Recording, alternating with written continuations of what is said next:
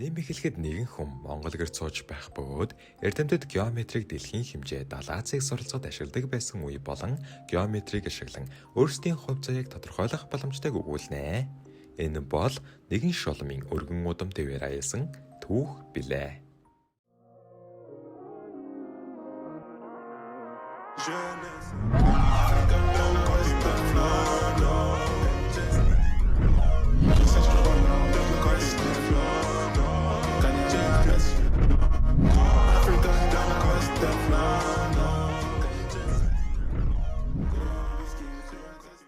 Голдвор зогтож байгаагаар эхлэх ба нэгэн үзэсгэлэнтэй байгууламжтай таарав.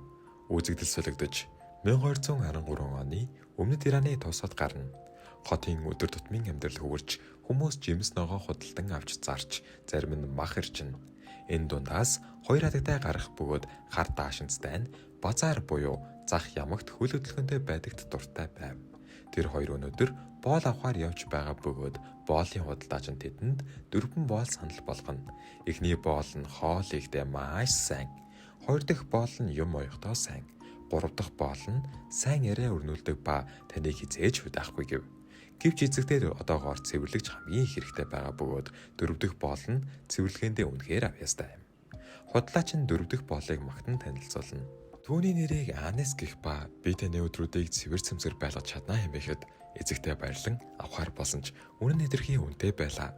Эзэгтэй боол үнэтэй байдгийг мэдгч хамт явж байсан шар үстэй эмэгтэй үнийг нь жаахан буулгаж болохгүй юу хэмээн гуйна. Худалдаачин энгийн үед би зөвшөөрөхгүй л дээ.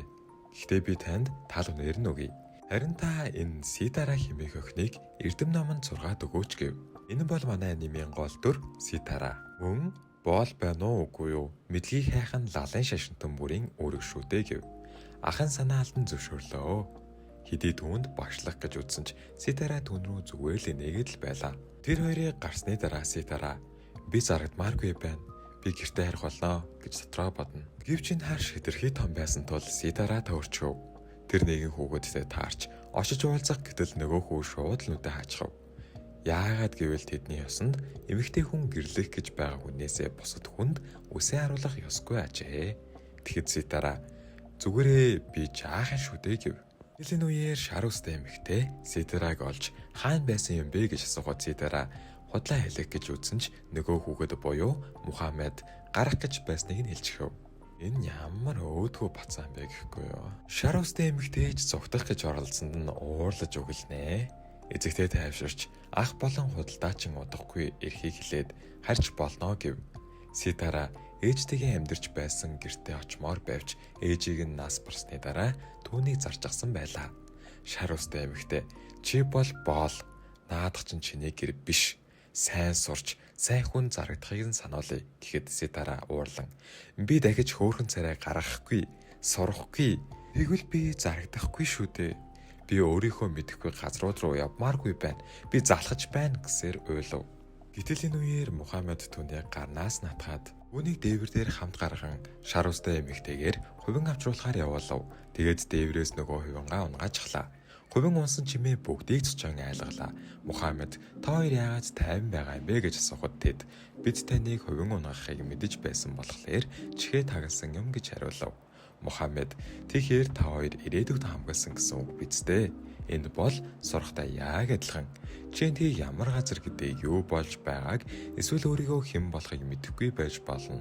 Гэхдээ амьдрал бол бүхэлдээ мэдэхгүй зүйлүүдээр дүүрэн байдаг. Хэрв чи сайн сурах юм бол ямар ч асуудалд хамгийн зөв шийдвэрүүдээ гаргаж чадна гэж хэлв.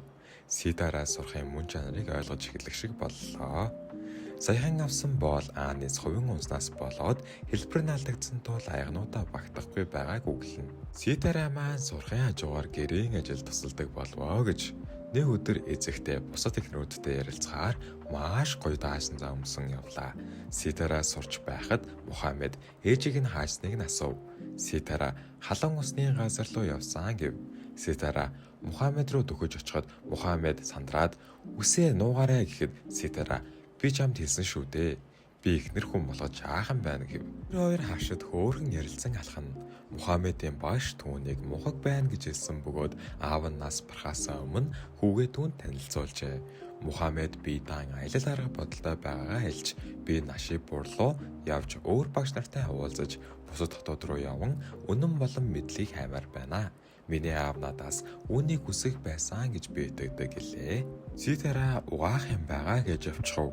Харин араас нь би хэр хичээнгүй суралцсан ч Мухаммедтэй энэ тэнцэхгүй юм байна гэдэгтээ гомдлож гуниглж өгнөө хөрхий. Талгүй Мухаммед аялалдаа явахаар болов. Тэрээр Ситера дээр ирж би чам руу загтал илгээх болноо. Ээжэд минь уншиж өгөөрэй. Бас сурхаа байж болохгүй шүү гэхэд Ситера ойлголоо гэсээр 8 жил өнгөрөв. Удамжаар дөрөн сэргүүч явж байгаа харагдах ба ойр хаваар зэвсгэлсэн нүүдэлчд байгаа тул хамгаалахаар ирсэн нь энэ байв.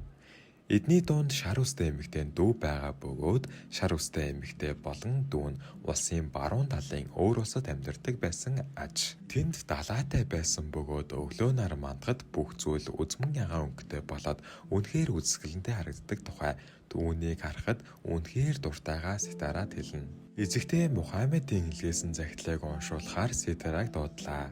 Загталд энэ 8 жилийн хугацаанд зөндөө их зүйл сурлаа. Философи, математик, одон орон судлал, эмчилгээ гэх мэт. Шапур бол эрдэмтдийн цугулдаг томоохон хот юм. Жишээлбэл Падлайлтын ад дамаанаар эм зүй болон эмчилгээг заалгаж, технологи буюу бурхан шүтгэс өөр нь шинжлэх ухаан жинхэнэ амьдрал дээрх үйл явдлыг эрдэмтэд судалж, онол гаргаж, бас туршилтаас тогтсон байдаг. Бас Ситера үүнийг уншиж байвал түүнд Евклид болон Птолемейны тухай хэлж өгөөрэй гэжээ. Эдэгтэй болон эзэгтэй ах Ситератай хамт явахыг хүсэж гэрийнхээ номын сангийг харуулв. Ситера Евклид номыг уншсан ч хэд энгийн зүйл бичигдсэн байсан тул өөр номыг дуртаяа уншиж эзэгтэй түүнд дэлхийн радиус хэр том бас энэ хэмжээг хэрхэн осныг нь хэлж өгөв. Одон орон үнэхээр татагдсан Ситера гэрийн ажилдаа анхаарахаа боллоо гэж. Гэтэл тус хотын цэргийн хүч нүүдэлчдэд ялагдсан гэх мэдээг ах нь нэржиллээ. Үзэгдэл солигдсон монголчууд гарч ирэх ба хотод одохгүй хүрнэ гэв. Цэргийн ахлагч тус хотоос нэгэн эрдэмтэн сураглаж байгаагаа хэлв. Дараагийн анги эхлэхэд ах бүх хоол унд үнэтэй зайтай зүйлийг нуухаар болов. Эзэгтэй болон Ситера нүүдэлчдээс нуугдаж зойрондоо орлоо. Ах шар үстэй эмэгтэй болон аанаас 3 хоногийн дараа эрхээ хэлээд явв. Зойронд Ситера болон эзэгтэй хоёр ахын бэргэн ухааныг магтана. Эзэгтэй нэг ч намаа алдаж болохгүй юм шүү. Энэ бол миний нөхрийн бүх насаараа цуглуулсан эрдэнэ байгаа юм. Бас Мухаммедэд анхаарал тавиарай. Тэр аавынхаа замаар буюу эрдэнэ мэдлэгийн замаар явж байгаа. Ирээдүйд тэр эсэргүүцэл эсвэл асуудалд орж магадгүй. Тэр үед чийл хажууд нь байх юм шүү гэж бараг миний бэр болооч гэд гуйчхав. Ситарагийн сэтгэл нь хөлөөд уйлжхнаа өрхий. Гэтэл дээрэс нь гэрэл тусах бөгөөд ахыг гэж бодтол Монголын цэргүүд тэр хоёрыг олчхон тэр. Зойрлуу нэгэн хүүхэд орж ирээд Евклидийн эхлэл Useless Elements гэх номыг өглөө. Цэргүүдийн ахлагч зөвхөн тэр номыг аваад бусд нь хэрэггүй гэхэд эзэгтэй чичирсэн байдлыг харсан Ситера муу хулгаачаа наад номоо өг гэж ашгарав. Ахлагч орчуулагч хүүхдээр орчуулуулж намайг хулгаач гэж доромжилж байна уу? Энэ дэлхийн бүх зүйл миний эцэг Чингис хааны өмчөм гэв.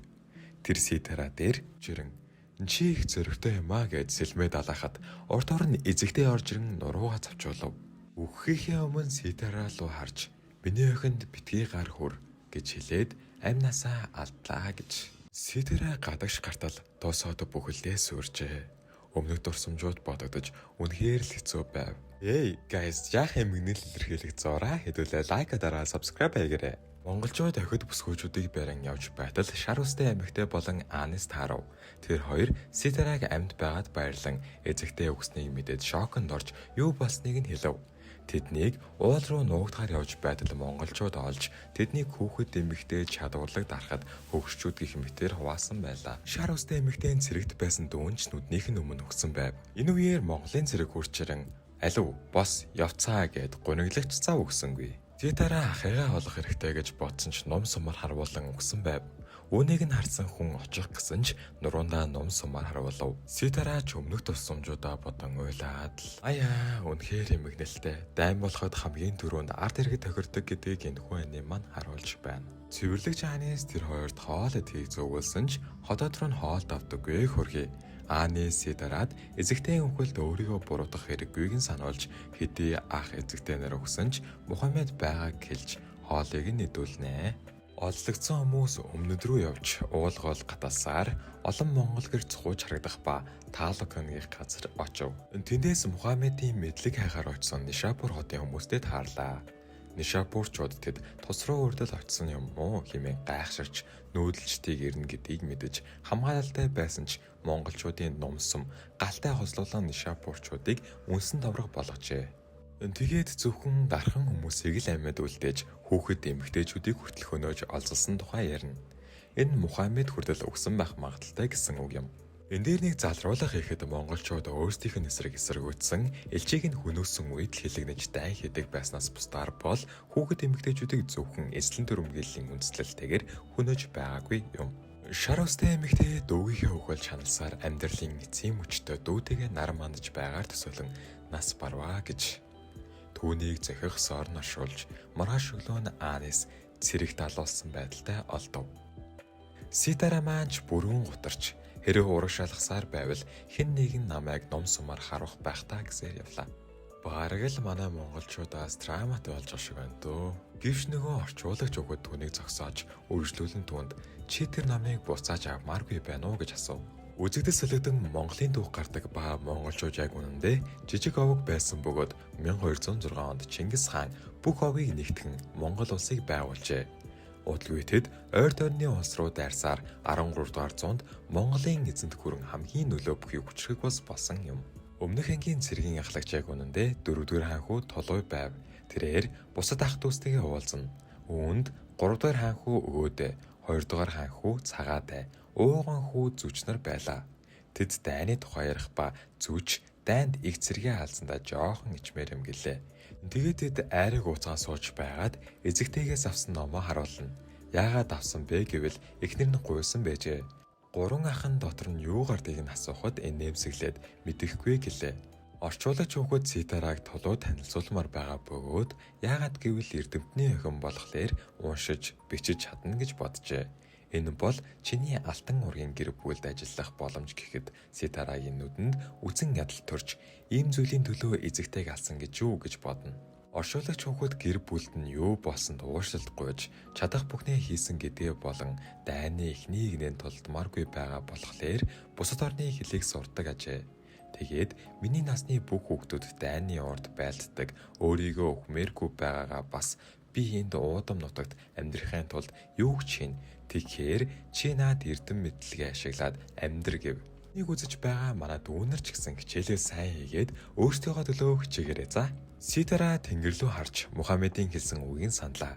Чи хангалттай сурсан цагт ямар ч асуудлын шийдвэрийг нь олно. Тэгээд санал нэгдэж зөвшөөрлөө. Орчуулагч хүүхдийг Шира гэдэг байв. Тэрээр Сидарагийн нэр алтан ургийн гэр бүлд ажиллахад арай болохгүй тул худлаа нэр хэлгээр тохиролцов. Маргааш өглөө Шира Сидараг танилцуулахаар явв. Хамгийн ихэнд 2 галаар хариусан гарлаа. Дараа нь яасан ч босгон дээр гიშгэж болохгүй. Хэрвээ гიშгвэл чи өхөн гэж анхааруулв. Тэр хоёр бүхэж хүндэтгэл үзүүлсний дараа Толгой чамайг амьд байгаад баяртай байна. Миний эхнэрт тэр номыг уншиж өг. Бас чамайг хэн гэдэг вэ гэхэд Сидара өөрийгөө Фатима хэмээн танилцуулав. Сидара гарч ирээд эзэгтэй төлөө тэр номыг авах ёстой гэж бодож байтал нэг нэмэгтэйтэй таарав. Тэрээр тулын хатнуу гэхэд Шира үгүй гэж хариулав. Нэгэн жанжны эхнэр байхаа гэхэд Сидара дайнд эхнэрээ авч ирдэг юм уу гэд гайхаж өгнөө. Ингэснээр Ширагаас энгийн монгол үгсийг асууж сурахаар болов. Угаасаа бид хоёр нэг тал бидтэй гихч дотроо. Энд байгаа бүх хүн миний дайсан гэж бодож байв. Тэр эмэгтэй яг үнэндээ өгөөдийн хатан байлаа. Өгөөдөө ирж ярих гэсэн чи юу ч хэлэлгүй яваад өгөв.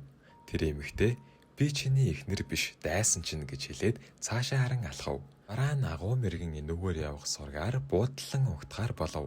Гэр барьж байсан цэрэг дээр Сидара туслах уу гэхэд энэ бол эрчүүдийн ажил гэв. Сидара баг багаар монголчуудыг судална. Монгол гэрийн үүд үргэлж урд зүгт харсан байдаг. Хатуужаан өдрийн хуваарийг дагаж туссан гэрлийн сүүдрээр цагаа тооцоолдог. Оройн мөнх настай мэргэн байдаг гэх яриа гардаг. Удалгүй тэр хавийн ойрхон хотоос худалдаачид ирнэ. Мөнх настай мэргэн хаана байгааг асуухад бүгд айн зааж өгөхгүй байхад Сидара зааж өгөхөр болов. зааж өгөөж явах гэтэл түүнд дарс шиг зүйл бариулаад хамт ор гэв. Энэ дарс шиг зүйл нь нөгөө мөг настай мэрэгэн зориулсан бөгөөд тэрээр одоогоор 200 настай. Мөн түүнийг Чанчун гэдэг байлаа. Мэргэн тэдэнд нар хэртэлтийг тайлбарлав. Мөг наст мэрэгний туслах Сидараг худлаачдын нэг гэж бодсон төвшөлтгүй байна. Хаашаа явж байгааг асуугаад Сидара зүүн зүг рүү тулуун ихнэрд ажиллахаар явж байгааг хэлв.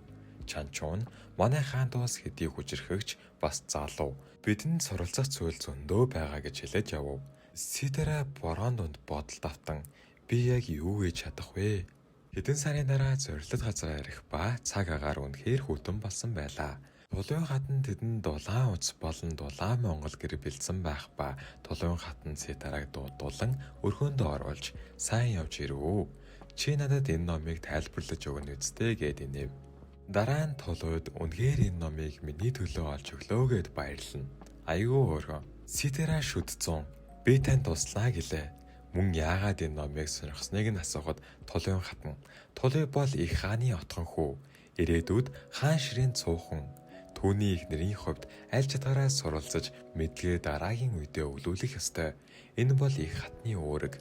Мөн тэрээр та нарын дэлхийн хэмжээг олсныг сонсоод үнэхээр их гайхсан гэв. Сидара дотроо урлан яаж энэ ном чиний гар төрснийг ч мэдээгүй байж биднээс бүгдийг нь булаасан байж одоо чи намайг юу мэдэрч байгааг үнэхээр мэдэхгүй байна гэж үгээд ойлов. Юу болсныг нь асуухад өшөөгөөрэй. Таныг хүндэлсэндээ бүр нулимс туслуулчихлаа гэхэд хатан инээн. Надад тусалж байгаад чинь баярлаа. Их замдаа ядарсан байх. Одоо гарч амар гэв. Дараа нь Сидара аргалтун Монгол ахуй соёлд уусан насж эхэлнэ. Оройн бусдаагаа хөөрөлдөд тэдний энэ дэрснээс хойш хэдийнэ 2 дахь өвлөн өнгөрч буй тухай ярилцсан. Сидара хатанд ном уншиж өгч эхэлснээс хойш 3 жилийн дараа монголчууд хоризмын шахыг бүрэн эзлэн авлаа. Энэхүү агуу ялалтыг тэмдэглэн их найр хийж ан гөрөөнд мордохоор болно. Энэ үеэр тулуун 2 хүү болох хүлээгүй хувлаанаар анхны ангаа хийж нэг нь буг нөгөө нь туулаа агансан байлаа. Тэр хоёр агансан ангаараа бахархан байтал хэдийнэ өсөж төрөнсөн Сидара гарч ирэн ханхуу хүлээгүй хувлаанаарт их хаан ирж яваг сануулна. Сидара хоёр агуудад ярилцаж байтал их хаан өөрөө хүрлцэн ирлээ. Тэр бол Монголын эзэнт гүрнийг үндэслэгч Тархай Будирхай аймагуудыг нэгтгэн агуу гүрнийг байгуулсан эзэн Чингис хаан байлаа. Удалгүй үзэгдэл солигдсон 1227 онд Чингис хаан таалал төгссөнөөр түүний отхон хүү Тулуй Монголын эзэнт гүрний ихэнх зэрэг армийг удирдан үлдсэн тухай гарна. Ихүү бид Монголын ахуй соёлыг харуулсан энэхүү анимийнхаа эхний 3 ангийг нь үйл явдалтай танилцууллаа. Миний хувьд энэ бүтээл нь Монголын ёс уламжлал, түүх, нүүдэлчдийн ахуй соёлыг маш хөрхөн сонирхолтой байдлаар дүрслэн харуулж чадсан нь үнэхээр сайшаалтай санагдлаа. Ялангуяа нүүдэлчин амьдралын энгийн ахуй, аргал түгээс ахуулаад их хааны ан гөрөө ёс заншлыг дуусгасан нь гадаадын үсэгчдэд Монголыг танилцуулахад том түлхэц болсон болов уу гэж бодож байна. Эсэн хэдий ч миний бодлоор зарим хэсэг дээр уран сайхны хэтрүүлэг арай хатсан, түүхэн үнэн баримтаас бага зэрэг гажсан, эсвэл говьуулсан зүйлс ажиглагдсан. Кино болон анимын уран сайхны хачир хэрэгтэй байдаг ч түүхэн бодит зүйлс ялангуяа эзэнт гүрний үеийн чухал үйл явдлуудыг арай илүү бодиттой хариуцлагатай харуулсан бол энэ бүтээл нь улам бүр үнцэнтэй болох байлаа. Та бүхэн энэ анимын талаар юу гэж бодож байна вэ? Сэтгэл хэсэг саналаа үлдээгээрэй. Дараагийн видеогоор би энэхүү Батимагийн гол дүрийнх нь бодит түүхийг нь ярьж өгөх бодолтой байна.